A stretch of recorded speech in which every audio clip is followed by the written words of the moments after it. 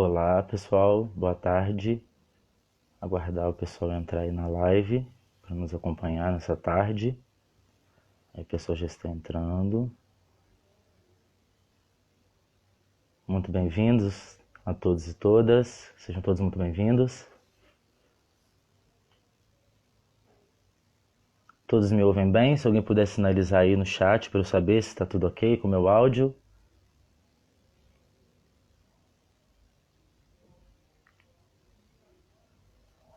Aí já temos uma galera. Vamos dar início aí aos nossos trabalhos. Então vou dar mais um minutinho aí para entrar o pessoal.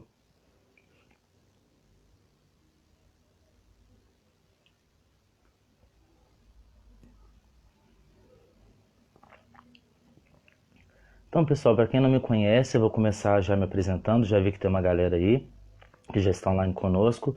Eu sou Washington Faria, eu sou professor de arte na Escola Integra, que é a escola de referência da rede de ensino Apogeu. Nós somos uma escola nova, nós começamos agora no ano de 2020, então estamos engatinhando aí, mas eu recomendo que todos e todas acessem o nosso Instagram, que é @escola.integra. Eu conheço o nosso trabalho, tenho certeza que vocês vão se surpreender aí positivamente com tudo que a gente tem realizado na nossa escola, lá no nosso espaço. Então, para quem ainda não conhece, fica aí o nosso convite.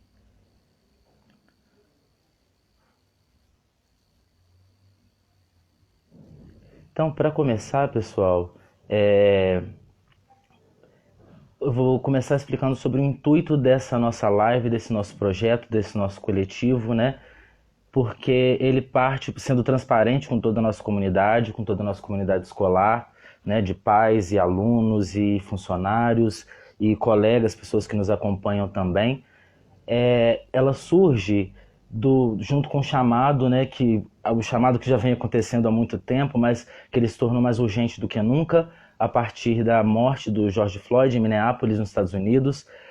Aquele apelo dele, não consigo respirar, também nos deixou sem ar, sabe? E boa parte do mundo também, acredito eu, que tenha ficado sem ar também com aquelas imagens estarrecedoras que nós somos obrigados a assistir, e chegou um ponto em que não dava mais.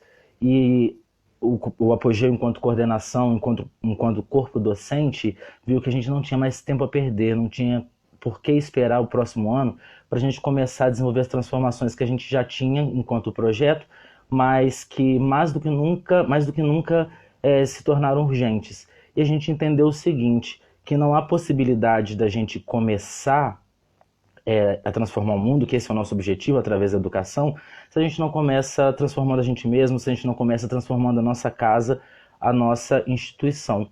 Então surge daí essa vontade, né, de desenvolver esse coletivo para a gente poder debater, para poder discutir, estabelecer uma ponte de diálogo, né, que o diálogo ele é sempre o caminho para que a gente consiga resolver não só o problema do racismo, como uma série de outros problemas que afetam a nossa sociedade e que impedem ela de avançar de maneira efetiva. Porque a gente ficar preso nesse modelo, nesse antigo modelo baseado no racismo, pautado na raça, né, só nos atrasa economicamente, nos atrasa socialmente. E essa live ela é a abertura dos nossos trabalhos, é uma live inaugural do nosso coletivo. Então é muito importante o envolvimento e a participação de toda a nossa comunidade para que esse projeto ganhe força e possa cada vez mais atingir as pessoas e que a nossa mensagem consiga tocar o coração de todo mundo. E a gente quer procurar também desenvolver aqui um mecanismo onde a gente consiga se comunicar de maneira clara, entendendo que só a informação e o conhecimento são capazes de contornar essa situação e esse momento em que a gente tem vivido. Então, é importante a gente ser transparente, que esse ímpeto de tornar esse nosso trabalho num coletivo vem desse momento, sim, mas a gente pretende fazer mais, a gente pretende seguir, a gente pretende se transformar para a gente poder transformar o mundo de uma maneira mais transparente, mais efetiva e mais igualitária para todos e todas. Um mundo onde seja capaz, onde consigamos viver negros e brancos aí unidos, né, em prol de um mesmo objetivo, que é a nossa vida social e que ela seja saudável para todos e todas. Antes de começar, eu gostaria de dar 2 recados extremamente importantes. O primeiro deles, assim, é com muito carinho que eu falo, que é a Rede do Bem, do Colégio Apogeu, que, entendendo os impactos do coronavírus, né, na nossa economia, que já são assim imensos, são gigantescos, a nossa iniciativa partiu do seguinte questionamento: o que a gente pode fazer para minimizar essas consequências econômicas que o coronavírus gerou para a vida das pessoas?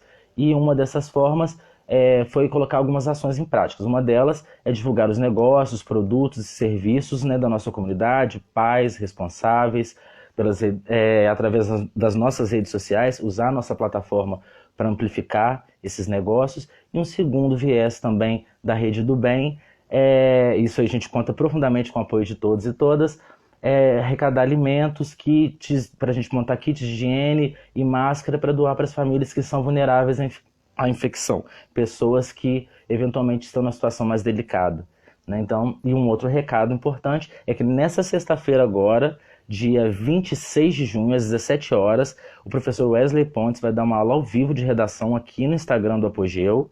Então, eu recomendo que todos acompanhem essa aula, vai ser imperdível. Então, sexta-feira, dia 26, às 17 horas, aqui no Instagram do Apogeu. E começando de fato os nossos trabalhos, a gente vai começar com um ato de abertura, porque entendemos também o seguinte: não há como a gente tratar a questão racial, né, o antirracismo, sem a gente abordar aí muito claramente a questão das mulheres. Elas vêm se colocando e se mostrando como o elo mais forte e o topo da pirâmide aí do movimento negro na luta antirracista. Elas ocupam até hoje, né, os espaços de liderança dentro do movimento negro. A gente poderia citar aqui uma dezena de nomes, como Cida Bento, Grada Quilomba, mas quem que a gente poderia falar aqui? Lélia Gonzalez e a Djamila Ribeiro, que é uma intelectual, uma filósofa do nosso tempo, uma mulher negra jovem e que muito tem contribuído para o debate. Então a gente acredita que não há como começar uma discussão, uma conversa, um diálogo sobre racismo, sobre antirracismo, né? Entender que ele é uma luta de todos e todas, se a gente não começa falando da importância das mulheres para esse movimento, para essa causa. Elas são fundamentais e elas são quem fazem essa engrenagem girar e seguem trazendo a mensagem,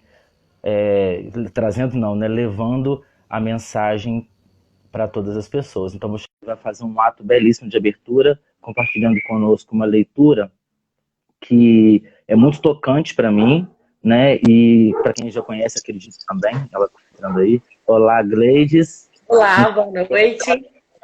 Boa noite, meia tarde, meia-noite. Verdade. Por enquanto é boa tarde, né? Verdade. Boa tarde.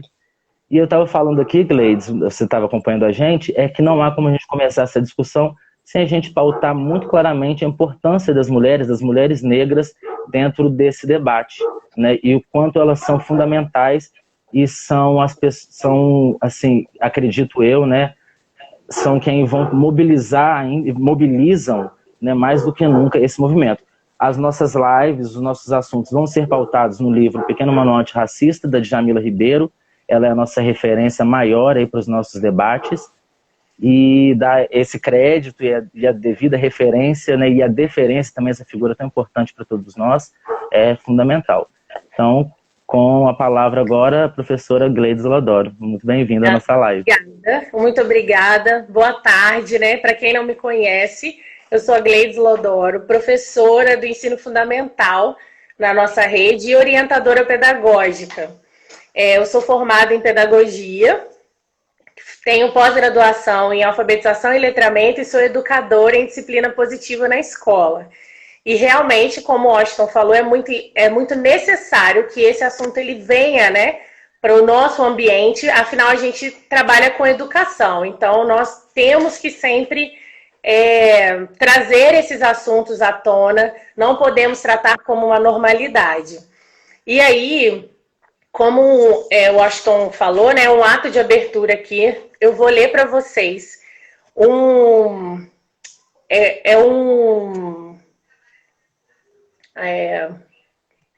discurso, lembrei da palavra. Um discurso de Sojourner Truth, e ela é uma ex-escrava, e por volta aí de 1851, ela estava participando de uma convenção que tratava sobre os direitos das mulheres. E aí eles começaram a questionar muito a questão de que as mulheres eram frágeis, não eram capazes, né? Então ela se sentiu revoltada com aquilo e resolveu se manifestar. E eu vou ler para vocês qual foi o discurso dela.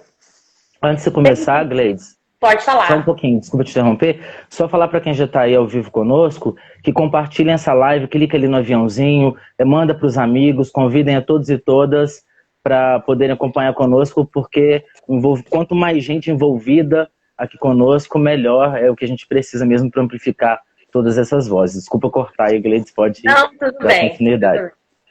E aí vamos lá no discurso de Sojourner Truth. Bem, crianças, com tanta fumaça, eu acho que o fogo está perto.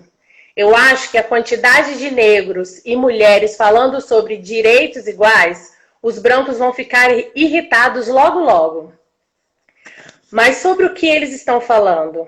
Aquele homem ali diz que as mulheres precisam ser ajudadas ao entrar em carruagens e ter o melhor lugar em todos os locais. Nunca ninguém me ajudou a entrar em nenhuma carruagem, ou nem me deu um lugar nenhum. Por acaso não sou mulher?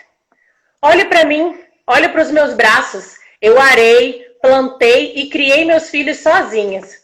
E nenhum homem estava lá para me ajudar. E por acaso não sou uma mulher? Eu posso trabalhar tanto quanto, comer tanto quanto qualquer homem, e ainda cuidar dos meus filhos. E por acaso não sou uma mulher? Eu dei à luz a 13 filhos, vi a maioria ser vendidos como escravos. E quando chorava o meu luto por eles, ninguém, além de Jesus, estava lá. E por acaso não sou uma mulher? Eles continuam falando dessa coisa na cabeça. Como eles chamam mesmo? Ah, isso mesmo, intelecto. Mas o que é isso? O que isso tem a ver com o direito das mulheres e dos negros? Se o meu copo não tem mais que um quarto e o seu está cheio, por que você impedirá de completar a minha medida? E aquele homem ali atrás? Ele diz, a mulher não pode ter os mesmos direitos que os homens porque Cristo não foi mulher. De onde você acha que veio seu Cristo? De onde seu Cristo veio? Ele veio por Deus e uma mulher. E os homens não estavam lá. Se a primeira mulher que Deus fez conseguiu virar o mundo todo ao contrário sozinha, todas essas mulheres aqui juntas vão conseguir virar ele novamente e colocar de maneira certa de novo. Nós podemos fazer isso. E aí, e assim termina o discurso dela.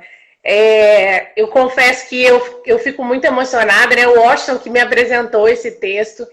E ela, a Sojourner, ela era analfabeta. E ela falava muito sobre isso. Que ela não sabe ler, ela não sabe escrever, mas ela sabe ouvir. Então eu acho que, né, eu enquanto educadora, né, nós aqui enquanto educadores, por mais que algumas pessoas, né, não saibam ler e não sabem escrever, eles sabem ouvir. Então hoje nós estamos aqui como uma voz nessa luta, porque afinal, né, o antirracismo ele é uma luta de todos e de todas. Com certeza.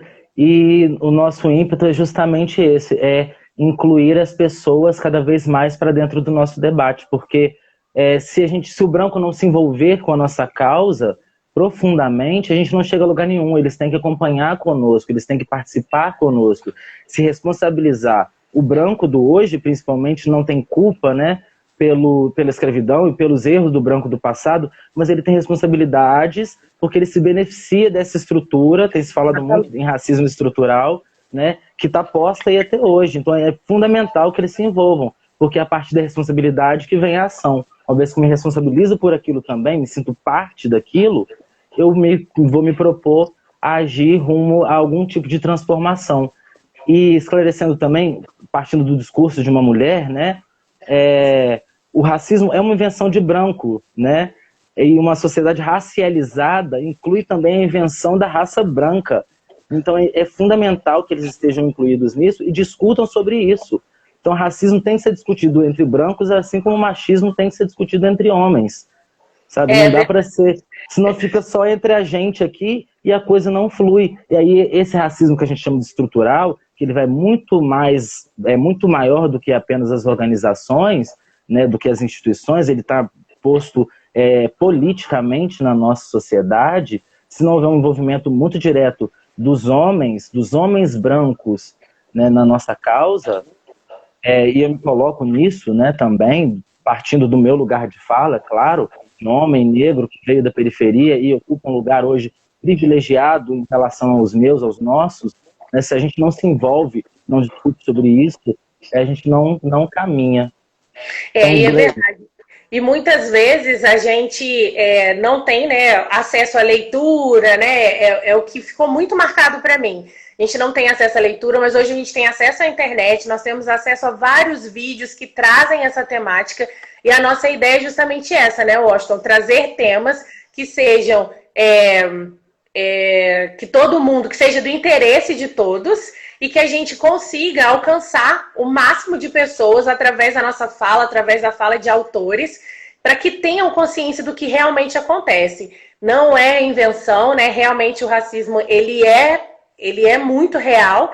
E agora, com esse despertamento todo, tanto mundial quanto nacional, nós tivemos essa ideia aí muito bacana. Eu espero que vocês gostem, né? Que nós vamos trazer várias temáticas aí para que vocês possam se inteirar também desse assunto. Com certeza, porque o antirracismo é uma luta de todos e todas. Esse é o tema dessa nossa live introdutória, né? Porque o que a gente quer tratar aqui é sobre a naturalização do lugar do negro nos mais variados espaços da sociedade, sabe? Que isso já foi naturalizado e a partir disso começar a questionar. Eu gostaria de agradecer em nome de todos nós. Não teria por que agradecer, porque a Gleides, nós somos um grupo só, nós somos um coletivo, mas a gente vai dar continuidade à nossa live. Esse foi o nosso ato de abertura.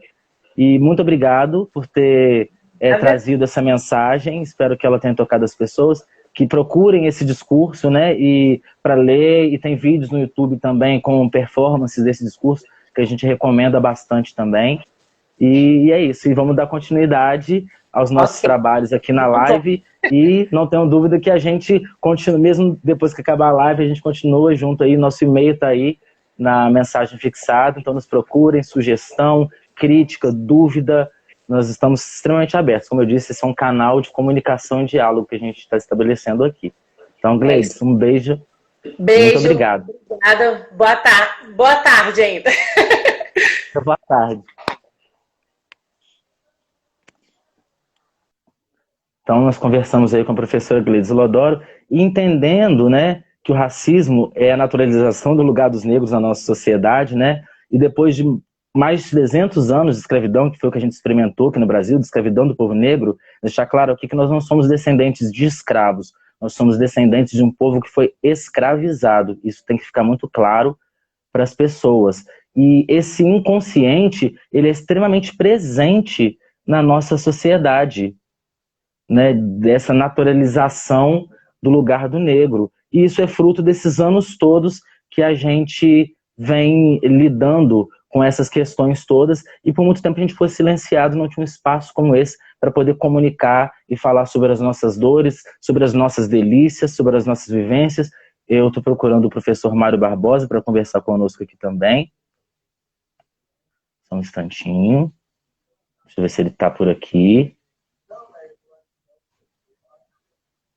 E não achei ele, não. Mário, se você estiver por aí, tenta chamar de novo. Estou tentando procurar o Mário aqui para falar conosco.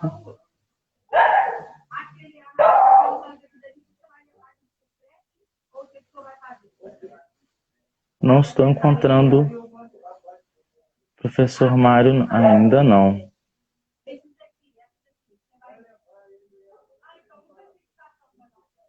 Mário, se você estiver por aí, dá um oi aí no chat que eu te chamo através do chat, por gentileza. Achei. Aí, prontinho. Será que agora vai? Estamos guardando, já chamei. Olá. Ô, meu caro, deixa eu só ajeitar minha câmera aqui. Minha câmera aqui, como é que eu acerto, né? Só um pouquinho. Tem no cantinho aí direito, tem uma setinha. Aí, já foi. Beleza, meu querido Washington. Estava aqui empolgadíssimo. assim, Ô, com o projeto, com o ato inicial. Foi eu muito estava extremamente bacana. ansioso também. É E muito poder bacana compartilhar, isso. Estou muito feliz por tudo. com você, com o Ícaro, com a Gleides, com o Ricardo, o que a gente tem construído, assim, a gente ainda não pôde, ainda não vai dar para mostrar tudo que a gente tem feito, né, mas não tenho dúvida que a gente tem tido, assim, conversas e discussões. O Gabriel também da Integra está com a gente, está inclusive aqui na live. Um abraço, Gabriel. Não tem como a gente mostrar tudo aqui nesse primeiro momento, mas a gente tem tido debates assim essenciais e a gente espera poder dividir com vocês o quanto antes. E não tem como a gente falar sobre antirracismo se a gente entender da onde surge o racismo, essa naturalização, né, do lugar do negro na nossa sociedade, especificamente no Brasil. Porque a gente vem de uma manifestação que ela parte dos Estados Unidos e mobiliza boa parte do mundo, mas não há como a gente se mobilizar olhando para o caso de George Floyd se a gente não entender o que está acontecendo na nossa casa, no nosso país, o que vem acontecendo, e agora mais do que nunca, né, a gente tem sido, eu diria que, afrontado. Tem acontecido assim, são afrontas diárias que a gente abre o olho e já fica desanimado aí com o nosso país. E então é fundamental entender aonde que surge esse racismo estrutural no caso do Brasil. E eu acredito que o Mário, enquanto professor de História, vai ter aí um embasamento que, assim como eu sempre fico perplexo com toda a visão, com toda a perspectiva que ele coloca toda vez, eu não tenho dúvida que todos ficarão também. Quem é aluno dele certamente já sabe disso, não é novidade alguma, mas é sempre bom ouvi-lo falar. Então, contigo a palavra, por favor, compartilhe conosco. Ô, meu querido, eu agradeço primeiramente suas palavras aí carinhosas, mas assim, eu penso que o momento é muito importante e eu gostaria aqui já de início agradecer primeiramente o público que nos assiste, que nos acompanha, que com certeza neste momento aí está compartilhando, nos ajudando a tornar cada vez mais conhecida essa mensagem importantíssima, que é o combate ao racismo, uma estrutura que nos amedronta, que deixa a sociedade extremamente desigual, que nos afasta do processo civilizatório, né? Então eu fico muito agradecido por ter, né, esse público que nos acompanha e que vai ter a oportunidade de discutir com a gente um pouco mais a respeito e pensar um pouco mais sobre a realidade do Brasil e o próprio desenvolvimento nacional brasileiro. Agradeço também aí a própria equipe, né, que está nos ajudando aí, a galera da direção, mas a galera do marketing, os professores que nos acompanham aí nesse debate. Sinto muito honrado estar junto com você, Washington, com a Gleide, com o Ícaro. É muito legal estar nesse projeto. Bem, quando nós estamos pensando no racismo, nos dias de hoje tem sido comum encontrarmos referência à condição estrutural do racismo.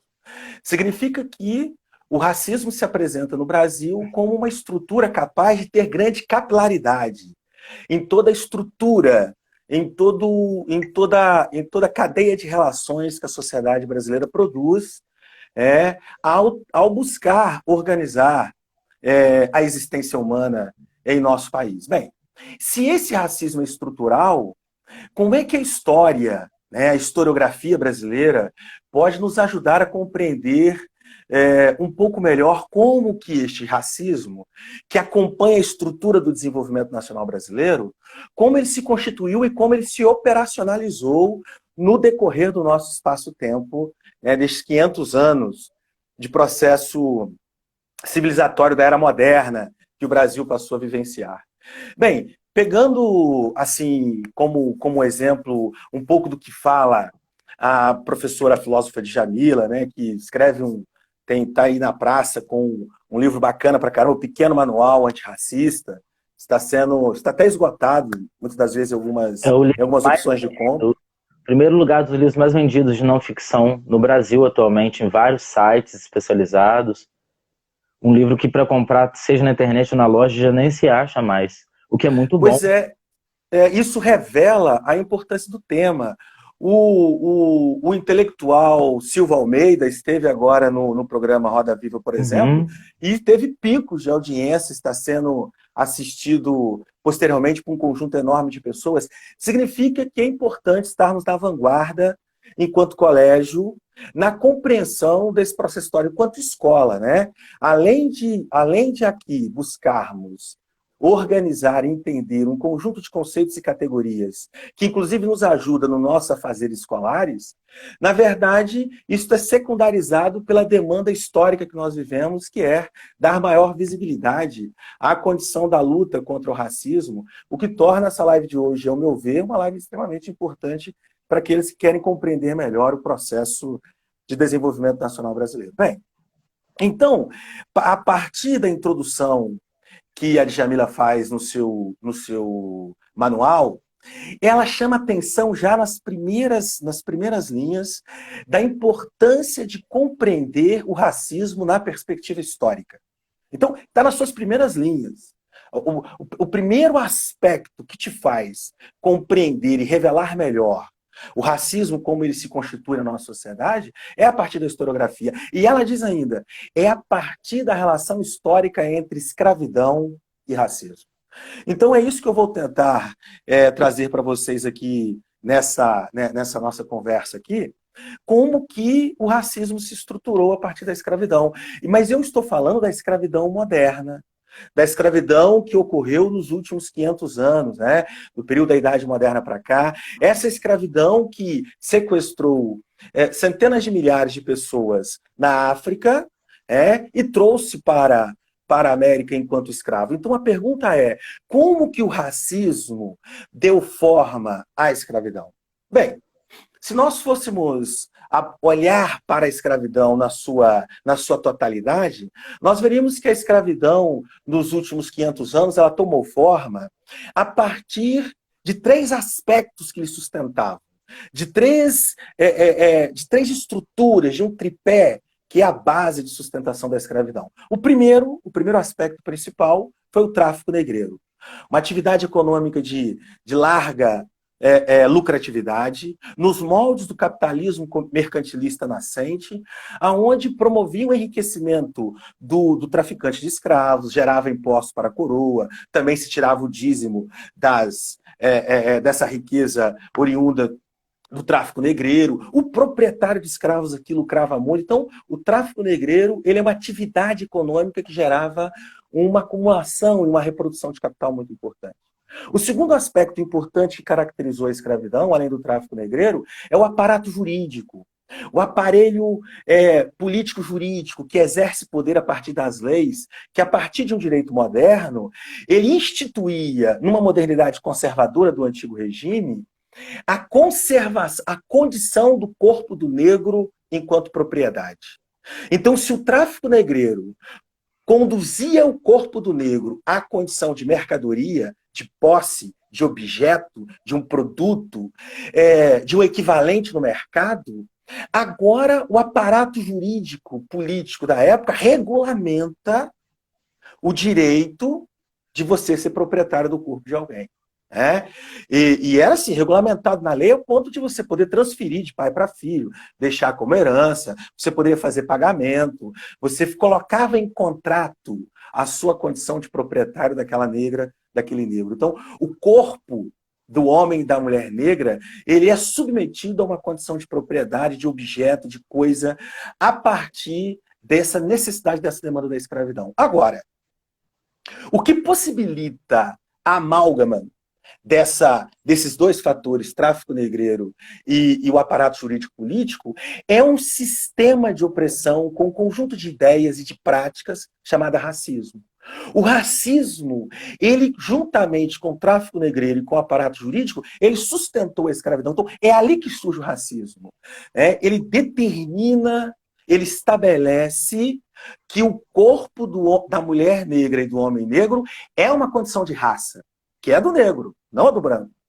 Então eu submeto ele, eu coloco que a sua condição de raça negra e inferior é possível de ser submetida enquanto objeto, enquanto mercadoria, enquanto propriedade. Então este é o nosso fator mais significativo que deu forma. Entretanto, o desenvolvimento histórico brasileiro, ele leva no século XIX ao rompimento dessa condição. Modernizamos as relações de trabalho no século XIX. Ora, como que o século XIX possibilitou aqui no Brasil, o último país a acabar com a escravidão no Ocidente, como que se deu esse processo de transição? Ora, o tripé de sustentação da escravidão, ele é rompido. Primeiro, o movimento negro, fazendo um conjunto enorme de manifestações, ele consegue tensionar contra o tráfico negreiro. E o tráfico negreiro é extinto em 1850, lei Eusébio de Queiroz. Portanto, a condição de mercadoria do negro deixa de existir no mercado internacional. Entretanto, no mercado nacional ele continua sendo vendido de uma região para outra. A escravidão ainda continua, mas há algo de novo. Há um questionamento à minha condição de ser uma propriedade de alguém e de ser uma mercadoria. O movimento abolicionista tensiona mais ainda e começa a destruir o aparato legal. Depois de destruir o tráfico negreiro em 1850, começamos a destruir o direito antiquado e conservador colonial, em que, com a lei do ventre livre, eu tenho o fim o filho da negra e do negro que nasce a partir de 1871, com a lei do ventre livre, ele continua submetido às obrigações em relação ao proprietário, né? Ao dono da fazenda, ao fazendeiro, porque ele tem que prestar serviço até os 21 anos, mas a sua condição de ser vendida no mercado nacional diminui. Né? As pessoas não querem comprar esse negro que vai ser liberto até os 21 anos de idade, especificamente. Quando vem a lei do sexagenário, é a mesma coisa. Ou com mais de 60 anos, eu vou me tornar livre e, portanto, a minha condição de mercadoria e de propriedade do meu corpo começa a desaparecer. A Lei Áurea, ela sedimenta, ela termina com esse processo na medida em que eu vou transitar do trabalho escravo para o trabalho assalariado. E esse processo de transição é extremamente modernizador, liberal, né? Está em conformidade com o momento, está em conformidade com o movimento liberal que levou à República. É um movimento liberal que também defende a igualdade jurídica. Uhum. Entretanto, a nossa modernização é conservadora. A nossa modernização é extremamente conservadora. Ela destruiu o aparato legal, ela destruiu o tráfico negreiro, mas conservou até os dias de hoje, ramificado com grande capilaridade nas relações sociais, o racismo. Por isso que o racismo é conservador, por isso que o racismo ele atrapalha o nosso desenvolvimento civilizatório, por isso que o racismo ele é anacrônico, porque ele conserva uma condição e uma existência do período colonial em pleno século XXI. Não haverá desenvolvimento nacional brasileiro se nós não combatermos de frente, com grande vontade, o racismo estrutural. Nós dependemos dele por uma questão civilizatória. Esse é um elemento importante. É uma questão civilizatória para o projeto de nação que o Brasil quer ter. Totalmente. E a grande questão é que esses anos todos já construiu um imaginário sobre o negro que a gente precisa ultrapassar e superar. Só que um grande ponto disso também é que esses negros, após a escravidão, não foram indenizados. Houve, inclusive, um certo medo de que a gente cobrasse eu digo enquanto povo negro, cobrasse essa conta desses anos de escravidão, né? E se essa grande maioria que se configurava já o Brasil à época resolvesse se rebelar, né, e querer reaver os seus direitos, só que a partir do momento em que o racismo se estrutura nas nossas relações sociais, fica muito difícil desvincular ele quando a gente não pensa nessa indenização, na maneira de recolocar esses negros dentro do mercado de trabalho, não dar o mínimo de assistência. Porque a gente não evolui, porque a gente está preso ainda, como você mesmo bem colocou, nessa ideia conservadora.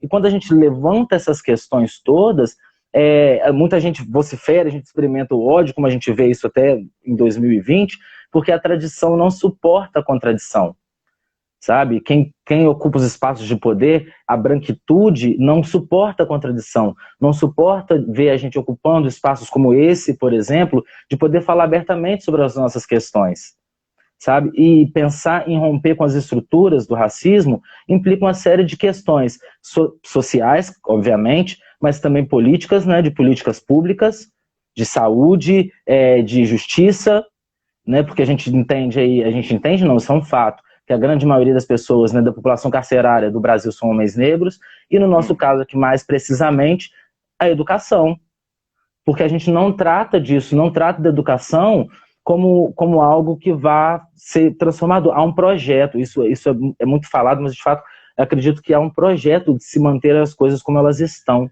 sabe? E não há um avanço, não iremos superar o racismo se a gente não falar aqui de política pública, de assistência para as pessoas, para ter direito à saúde. O coronavírus vem aí para desnudar isso ainda mais, não que ele escolha as pessoas pela raça, mas as pessoas que ficam mais vulneráveis, claramente são dados, são as pessoas negras.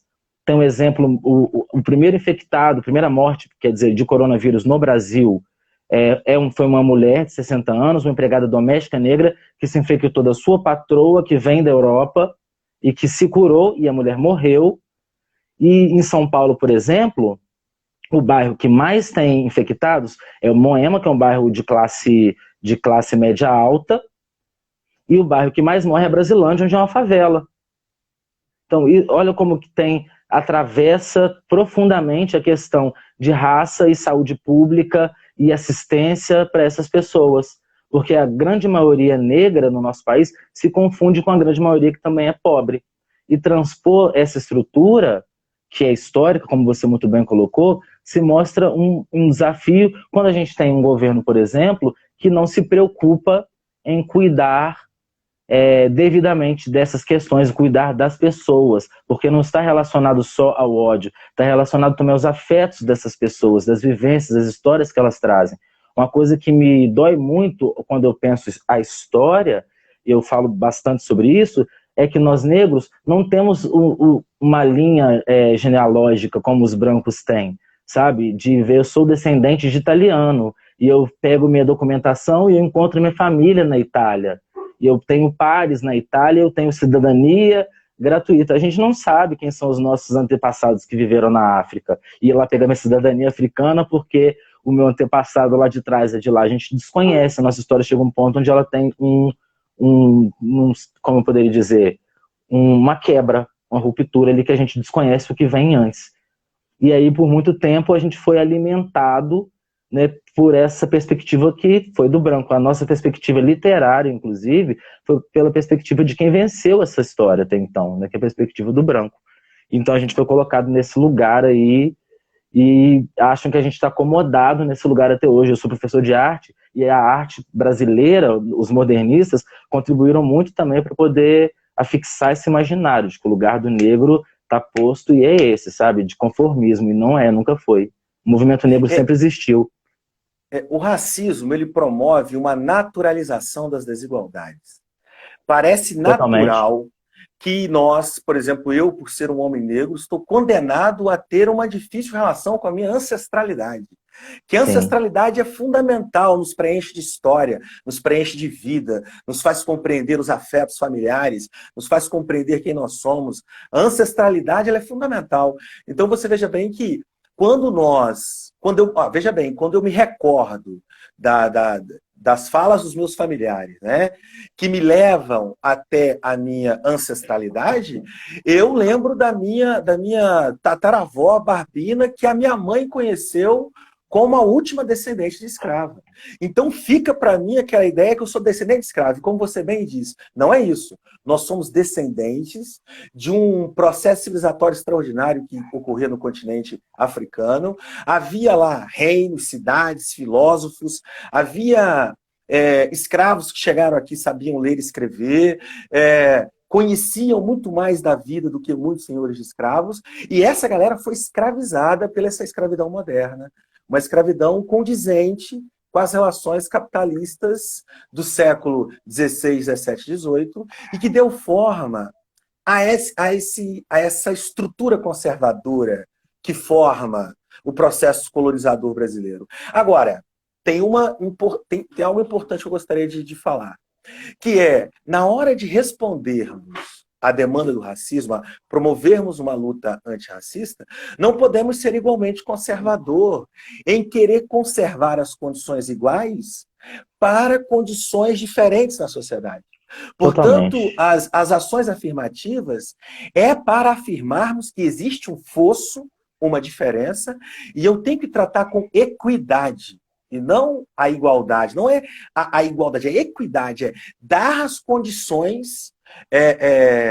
condições mais extraordinárias possíveis para que esse fosso pode ser rompido e a gente possa conseguir viver numa sociedade cujo processo civilizatório ele possa ser humanista, ele possa ser mais eivado de afetos, de carinho, de solidariedade, daquilo que compõe o que é o belo, o que é o bom no ser humano e na sua condição, que a humanidade seja uma expressão de solidariedade, né, e harmonia entre aqueles que desejam viver bem, mas a partir empatia. de uma mudança, exatamente, a partir de uma mudança estrutural importante. Precisamos combater o antirracismo, o combate ao racismo, ele é uma luta de todas e de todos, e é por isso que nós temos que continuar na luta.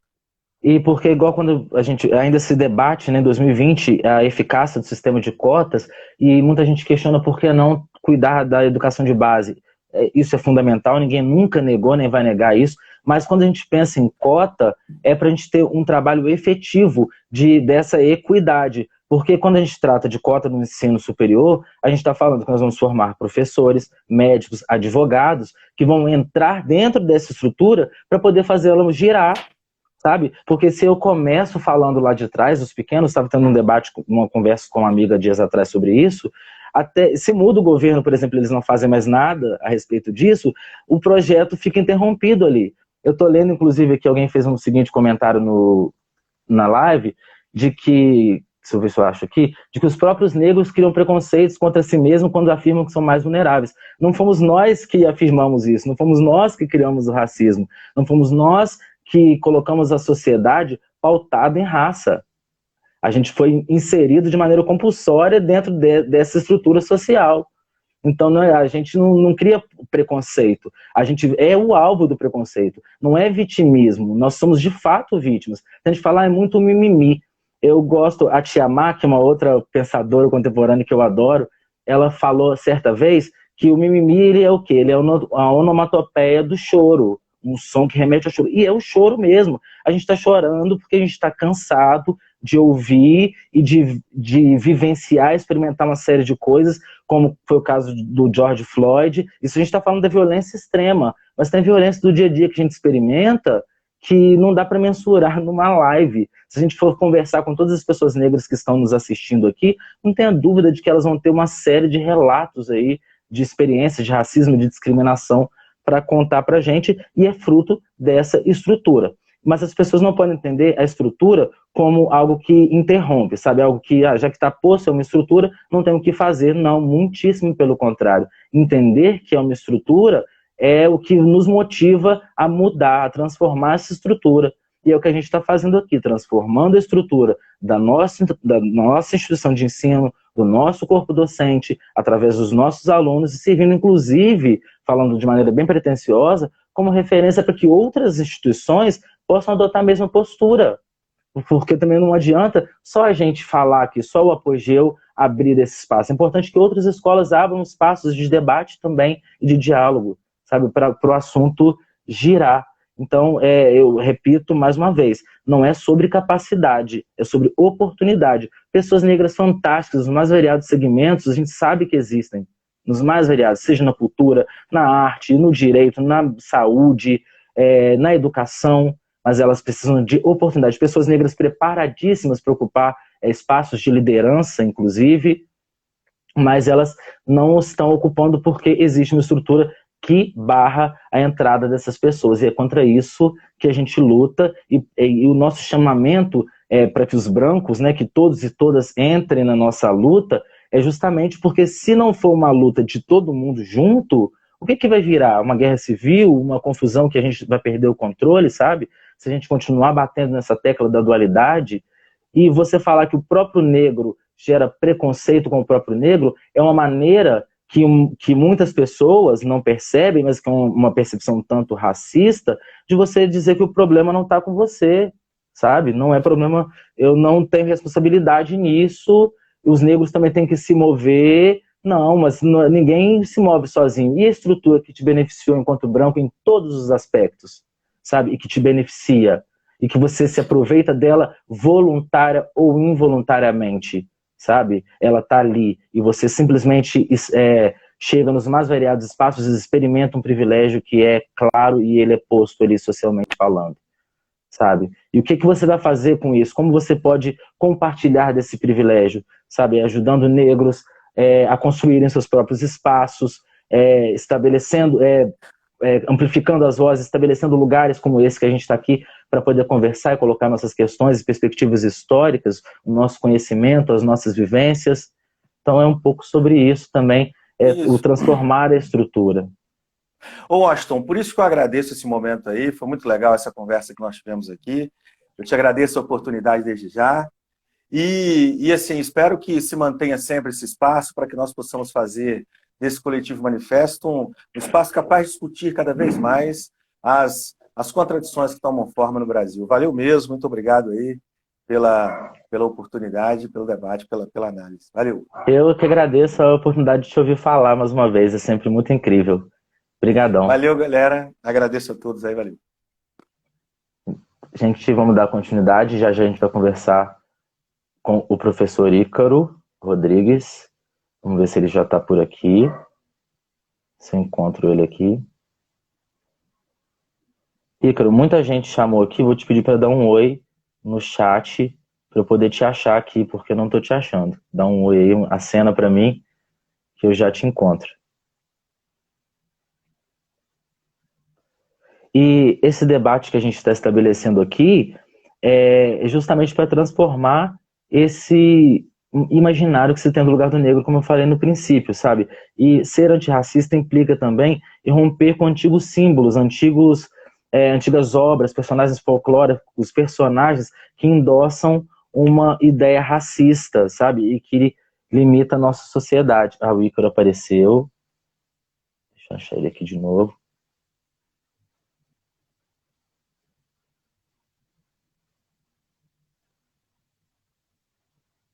Aí chamei. E é legítimo o rompimento. A gente tem visto muito. Aí o Ícaro vai entrar. A gente tem ouvido muito, enquanto ele não entra, só concluir meu raciocínio, nos Estados Unidos principalmente, eles têm derrubado estátuas de antigos líderes, e isso implica no ideal antirracista para a gente romper com esses símbolos e dar lugar a outros símbolos que tendem a contribuir com esse pensamento antirracista, porque só com esse rompimento a gente consegue caminhar, dando espaço para outras pessoas, trazendo à luz novos símbolos. Eu teve recentemente aí também um boicote ao filme E o Vento Levou, por ele estabelecer aí... Deixa eu tentar chamar o Ícaro de novo. Porque parece que caiu. Porque ele reforça estigmas extremamente racistas, então a gente precisa inclusive rever esses símbolos. Eu consigo, acho que, escutar o Ícaro, mas não conseguimos ver ele ainda. Oi, Washington. Eu te ouço, mas eu não te vejo, Ícaro. Não está me vendo? Não, não aparece. Só sua voz. Eu estou acompanhando aqui ao lado. Vamos tentar de novo? Vamos. Vou desligar aqui e tento chamar novamente. Ok.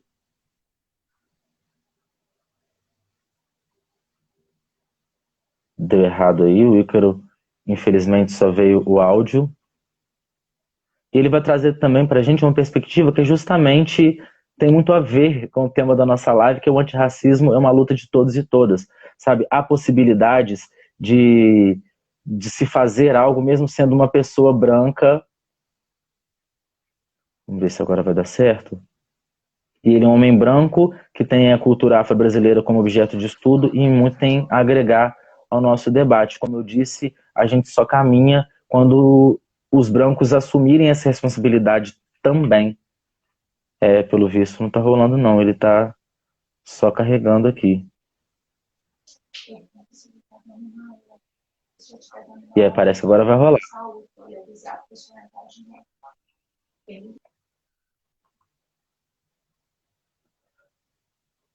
Ué, será que não vai rolar? E falando desse rompimento com antigos símbolos, que é um absurdo, que é um vandalismo. Para mim, absurdo, vandalismo é a gente viver o que a gente tem vivido ultimamente, sabe? É o caso da criança que cai do 9º andar por pura negligência da patroa, é um menino que é baleado dentro de casa, brincando com os primos, é o caso do menino João Pedro, né, que durante a pandemia estava lá brincando e a família toda. Então a gente não fala de uma pessoa em específico, a gente está falando dos familiares, amigos, parentes que vão sofrer essa dor. O racismo, ele mata, o racismo, ele adoece e a nossa sociedade não caminha. O Ícaro apareceu, mas está travado aqui para mim, pelo menos, infelizmente.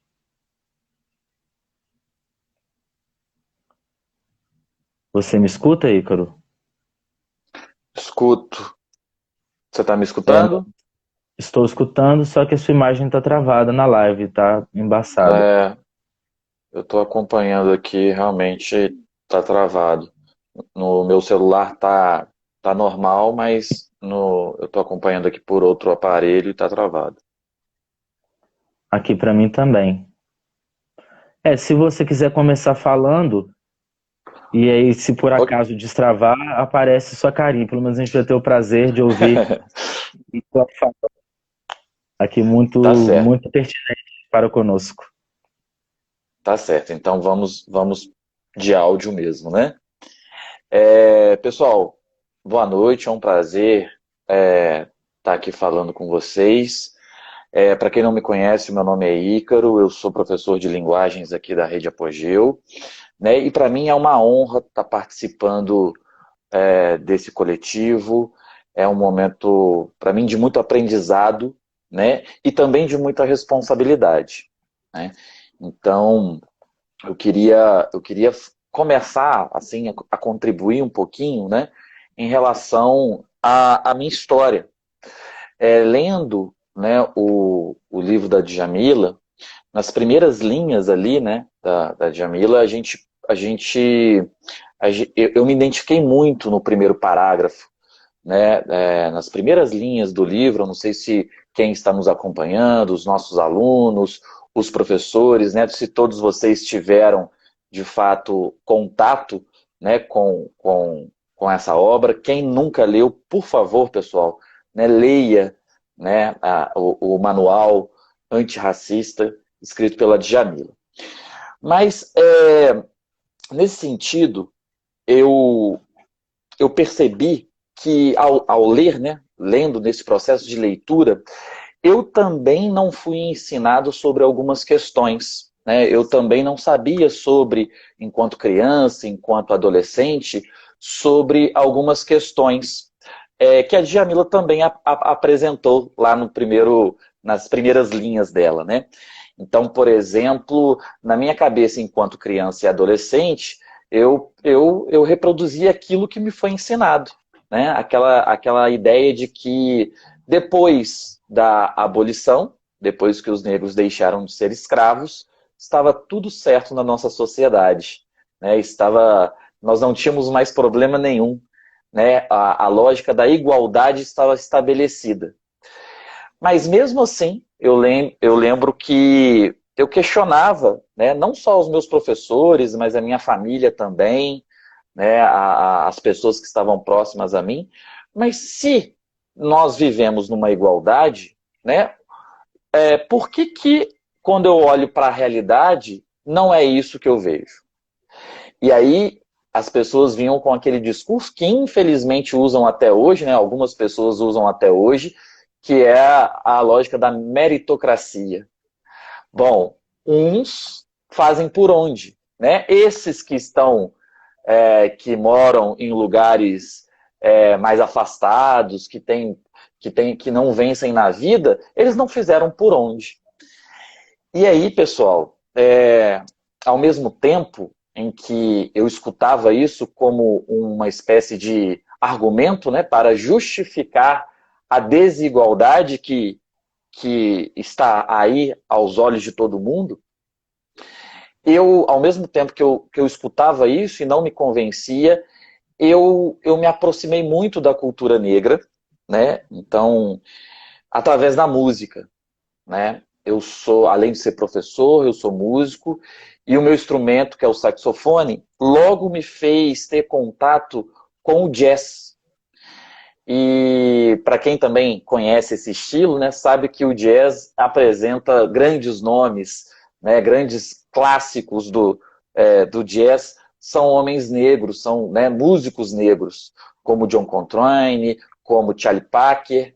E logo depois eu tive contato com a música, com outros estilos da black music, né, com o soul, com o funk, como por exemplo James Brown, Aretha Franklin, Stevie Wonder, depois no caso dos brasileiros, né, dos nacionais, Tim Maia, Jorge Ben, Seu Jorge na época no Farofa Carioca, enfim, grandes nomes da nossa música. Mas enfim, eu sempre tive esse contato com a cultura, mas sem um olhar crítico para tudo isso. E foi a partir do momento, né, que eu comecei a fazer parte de uma banda, de um grupo musical que toca black music, e esse grupo se aproximou dos movimentos negros aqui de Juiz de Fora.